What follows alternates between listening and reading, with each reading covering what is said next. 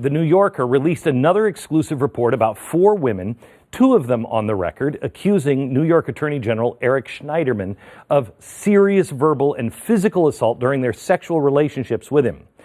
Just 3 hours after the article was published, Schneiderman resigned. 3 hours. The 63-year-old Schneiderman is a very big deal on the left, not because of his high profile as one of the most progressive Democrats in the country, but because he's made such a big deal out of defending women and legally going after Harvey Weinstein. This is hypocrisy at an epic level, even for a career politician. So Schneiderman said in his statement announcing his resignation, while these allegations are unrelated to my professional conduct or the operations of the office, they will effectively prohibit me from leading the office's work at this critical time. Yeah, I remember that. Bill Clinton said, I've got to go back to work for the American people. Do you remember that? Private business, he can do whatever he wants as long as he's doing a good job here. That was the attitude then. Not so much now, in many ways. In February, Schneiderman tried to continue, burnishing his pro-women reputation by announcing that his office was filing a civil rights lawsuit against Harvey Weinstein. Just last month, he tweeted praise for the brave women and men who spoke up about sexual harassment that they endured at the hands of powerful men. I had a hard time when I first read this story wrapping my mind and my arms around how someone could be that disingenuous, even a progressive politician.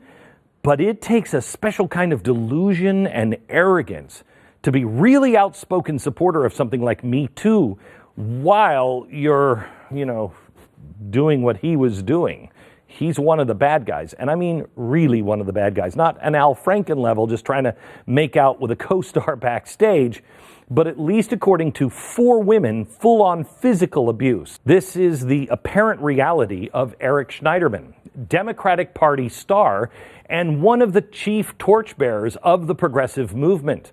A 2013 New York Magazine profile of Schneiderman called him New York's definitive liberal, using the national prominence of his predecessors brought to the office to try to yank an increasingly centrist Democratic Party back towards its progressive roots. This guy was the gatekeeper for the left. They meant that as a compliment. He was pushing Barack Obama further to the left. That's saying something when you're left of Barack Obama. Unfortunately, for the women abused by Schneiderman, his prominence in the Democratic politics made them reluctant to come forward with their stories. Each of the 4 accusers say they had a romantic relationship with Schneiderman. Their testimony is actually quite sad. He physically assaulted them. 2 of the women spoke on record to Jane Mayer and Ronan Farrow of The New Yorker. All 4 women say that Schneiderman repeatedly hit them, often during drinking and drugs. The 2 who spoke on record say he choked and slapped them so hard across the ear and the face that they had to seek medical attention.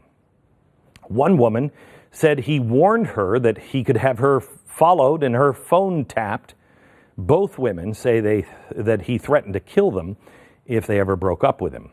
Now, he's denied all of this, or at least his spokesperson has denied all of this on his behalf. One of the women, an attorney who asked the New Yorker to remain unidentified, said Schneiderman made an advance, but she rejected him.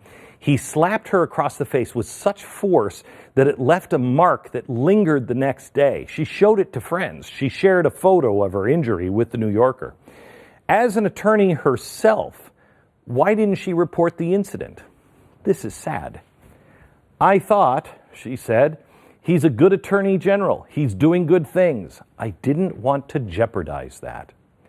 Now, both of the women who spoke on the record are progressive Democratic feminists in their 40s.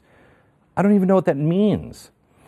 They have not spoken to each other, but they both grew angry as Schneiderman decided to latch onto the Me Too movement as a crusade for himself in the office.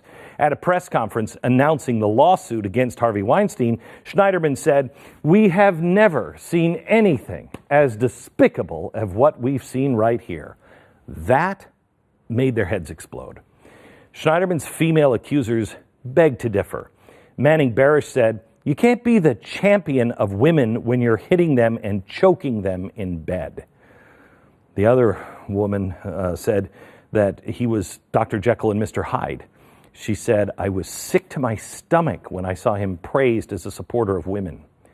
Manning Barish said Schneiderman was emotionally abusive as well, making cruel remarks about how she looked, trying to control what she ate. She lost 30 pounds during their 2-year relationship.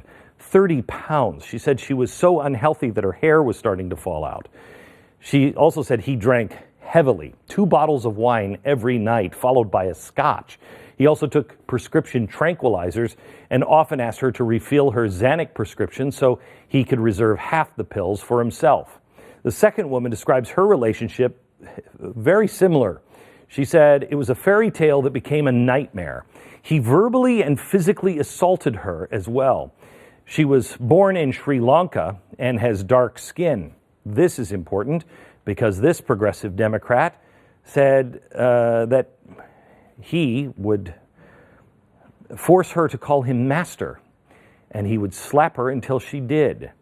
He started calling me his brown slave and demanding that I repeat that I was his property, end quote. She described him as a misogynist and a sexual sadist. She said, I felt like I was living in hell. Now, what I've described is largely the censored version of the women's stories. Their accounts are truly disturbing, and Schneiderman is a really deeply troubled man. But he's also very powerful, and each woman agonized to speak and, agonized over the decision, do I do it or not? Well, here's what happened. They did. And luckily, they were believed. And these women should be commended for coming forward. It takes an awful lot of courage. I come from a family of abuse, and I know the courage it takes to break the cycle, to admit this happened to me, and I put up with it. So thank you, and congratulations to these women. They're doing the right thing, even though it will undoubtedly cost them. But I want to point out that these women have real credibility. The media doesn't see these as toothless hicks, coming from the Roy Moore small town in Alabama world. That was completely foreign to the Eastern elite media. These people were just stupid, perhaps. These women are all highly educated, successful, and very progressive. They run in the same New York elite social circles as the politicians and the media. The reason I point this out is it's really easy for people to dismiss victims like this as uneducated, naive, or just liars. But these women, in reading their testimony, are clearly telling the truth, and they're Harvard and Yale educated. So here's the point. In this story, only one woman escaped his abuse. Only one said no the first time he hit her and left him for good. The others made excuses for him, or even eventually blamed it on themselves. That, I understand, is what most of the monstrous perpetrators do. But these women were not only abused by him, I believe they were also abused by their friends. When they did show their friends the signs of abuse, each of them were advised by their friends to keep these stories quiet about Schneiderman, arguing that he was too valuable of a politician for Democrats to lose. Shame on you. How do people sleep at night? Have the accuser's cocktail party friends learned nothing? It makes you wonder how many other legitimate abusers still haven't been exposed because people are trying to protect them politically. Unfortunately, this hypocrisy is part of the human condition, and we will always have to deal with it. But America is particularly weary of it right now. Somehow or another, we have to shrug these hypocritical clowns off and find our way to the authentic human experiences and support people when they actually have these issues. Understand them and stand with them.